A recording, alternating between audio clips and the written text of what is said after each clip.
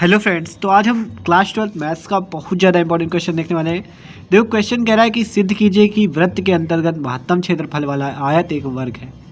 ठीक है, तो क्या कह रहा है, सिद्ध कीजिए वृत्त के अंतर्गत, मतलब एक वृत्त है जिसके अंतर्गत क्या है, महत्तम क्षेत्रफल वाला एक आयत क्या है, वर्ग है। तो क्वेश्चन बहुत ज़्यादा आसान है और बहुत ज़्यादा इंपॉर्टेंट जाता है, हर बार पूछा जाता है। ठीक है, इसी प्रकार क्वेश्चन एग्जाम में आते हैं। क्लास 12 मैथ्स का क्वेश्चन है, बहुत इंपॉर्टेंट है। ठीक है, तो चलिए इस क्वेश्चन को सॉल्व कर लेते हैं। देखो पहले कह रहा है सिद्ध कीजिए एक वृत्त के अंतर्गत, तो हम पहले एक वृत्त बनाते हैं। ठीक है, तो मान लो ये एक वृत्त है। ठीक है, जिसके अंतर्गत क्या है, एक आयत है। तो एक उसके अंतर्गत क्या है, एक आयत है। तो ये हो गया एक आयत। ठीक है, सिद्ध आप कह रहा है कि सिद्ध कीजिए वृत्त के अंतर्गत महत्तम क्षेत्रफल वाला आयत एक वर्ग है। मान लो कि वृत्त की कोई त्रिज्या है, ये वृत्त की त्रिज्या है कैपिटल आर। ठीक है, तो ये भी कितनी होगी, ये भी तो कैपिटल आर ही होगी। ये क्योंकि त्रिज्या ये यहाँ से मिला दोगे तब भी वो त्रिज्या होगी आर होगी, ये यहाँ से मिला दोगे तब भी वो त्रिज्या आर ही होगी। ठीक है, तो आप देखो यहाँ पे आप लिख सकते हो, माना वृत्त की त्रिज्या आर है, माना वृत्त की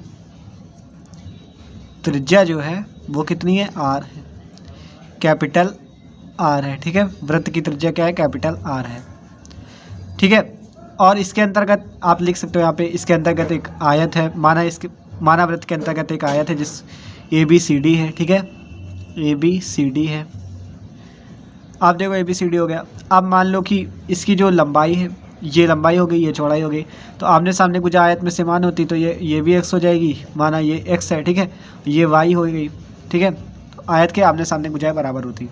आप देखो अगर हम ये समकोण त्रिभुज मान लें, ये हो गया समकोण त्रिभुज 90 है, तो त्रिभुज बी सी डी में, त्रिभुज बी सी डी में, ठीक है, ये पूरी भुजा कितनी है, ये वाली कितनी है, क्योंकि ये त्रिज्या के बराबर, तो आर प्लस आर कितना हो जाएगा, 2r। ये वाली कितनी है, त्रिज्या के बराबर, ये बी सी भुजा। ठीक है, बी सी क्या है, त्रिज्या का 2 गुना है, कह सकते हो आप व्यास है, आर प्लस आर हो जाएगा। ठीक है, 2r, तो B C equal to 2r है। आप पाइथागोरस प्रमेय लगा देते हैं यहाँ से, तो कितना हो जाएगा, B C square equal to B D square plus C D square. आप यहाँ पे लिख भी सकते हो त्रिभुज बी सी डी में, फिर लिखो पाइथागोरस प्रमेय लगा, पाइथागोरस प्रमेय से। ठीक है, तो क्या हो जाएगा, B C square equal to B D square plus C D square. तो B C square equal to क्या है, देखो आर प्लस आर, ये 2r है, बी सी कितने 2r के बराबर है, तो कितना हो जाएगा, 2r का square equal to B D square कितना है, X square plus C D square कितना है, वाई स्क्वायर।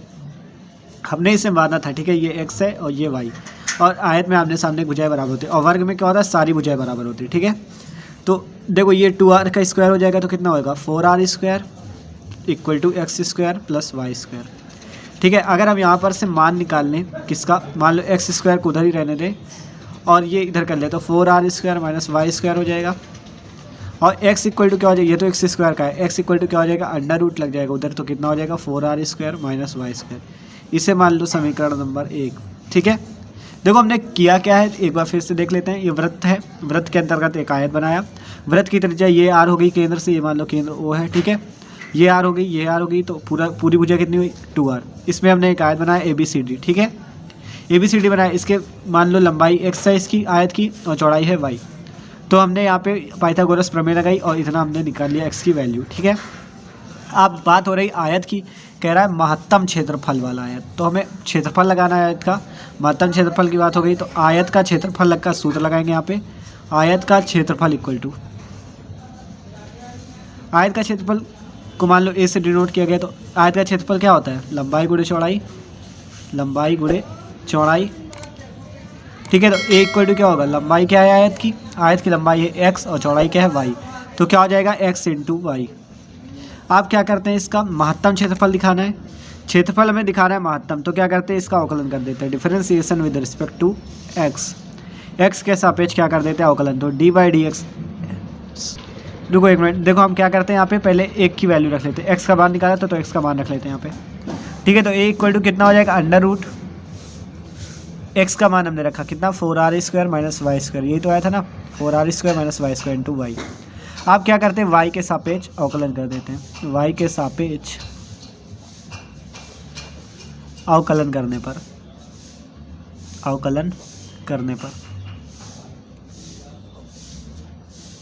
ठीक है। तो क्वेश्चन बहुत ज़्यादा आसान होने वाला है। देखो डी बाई डी वाई ए, अब यहाँ पे क्या यू वी फॉर्मूला लग जाएगा। एक बार देखो इसे बाहर करना है 4r² माइनस y², फिर D by D Y Y, फिर एक बार इसे बाहर करना है y को, फिर D by D Y √4r² minus y²। तो अब तो अवकलन ही करना है, आप तो कर ही लोगे। ठीक है। तो देखो D by D Y equal to √4r² minus y² into, अब देखो डिफरेंशिएशन y का करना है तो y का कितना होगा 1 + y इंटू, अब देखो अगर इसे मान लो y माना जाए, केवल y माना जाए तो √y का कितना होगा 1/2 √y। ठीक है। लेकिन यहाँ वास्तव में तो y है ना, तो इसका फिर से करना पड़ेगा डी बाई डी वाई। ठीक है। तो इसका फिर से करेंगे डी बाई डी वाई, और ये √4r² माइन केवल ये 4r² माइनस y²।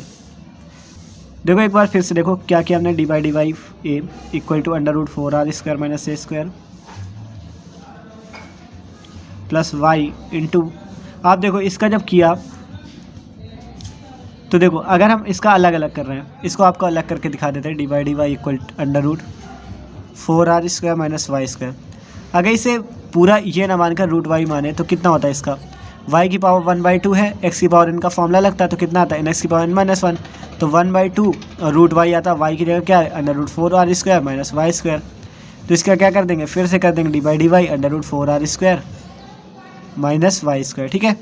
तो वही किया गया है 1/2 √y into D by D Y 4r² minus y²। ठीक है। तो उसी का फिर से कर दिएगा 4r² माइनस y² का, क्योंकि अंडर रूट का तो हो ही चुका है। ठीक है। तो आप देखो यहाँ पे क्या है, D A by D Y equal to √4r² minus y² plus y into 1/2 √y। आप देखो 4r² का करोगे तो ये तो कांस्टेंट है तो इसका तो 0 आएगा, लेकिन y का करोगे तो कितना आएगा 2y। ठीक है। इस 2 से इस 2 को आप कैंसिल भी कर सकते हो। आप कितना बचा, D A by D Y equal to √4r² minus y²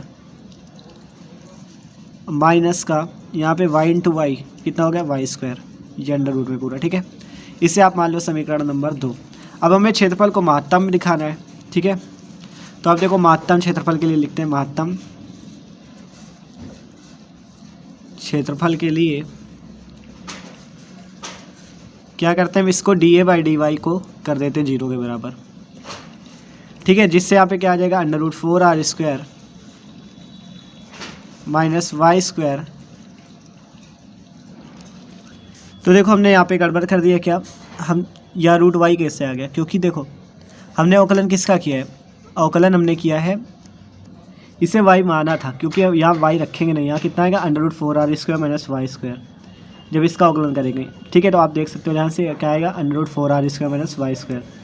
तो यहाँ पे कितना है, ये y की, ये जो y आपने लिख रखा है यहाँ पे क्या है √4r² minus y²। y into Y क्या हुआ है y², और यहाँ बटे में क्या आएगा √4r² माइनस y²। ठीक है। ये यहाँ पर देख सकते हो आप, इसका अवकलन हमने किया। ठीक है। तो अवकलन में गड़बड़ हो गया था, आप देख सकते हो। तो यहाँ क्या हुआ √4r² minus y² minus y² upon √4r² minus y² equal to कितना हो गया 0। ठीक है। तो अभी देखो इतना आ चुका, अब ले लेते हैं एलसीएम। एलसीएम कितना आ जाएगा √4r² माइनस y²। अब यहाँ पे इसका गुणा हो जाएगा तो कितना होगा √4r² माइनस y² का स्क्वायर, यहाँ कितना बचा माइनस y² इक्वल टू 0। अब देखो ये इधर नीचे उधर ज़्यादा जाएगा गुणे में। ठीक है।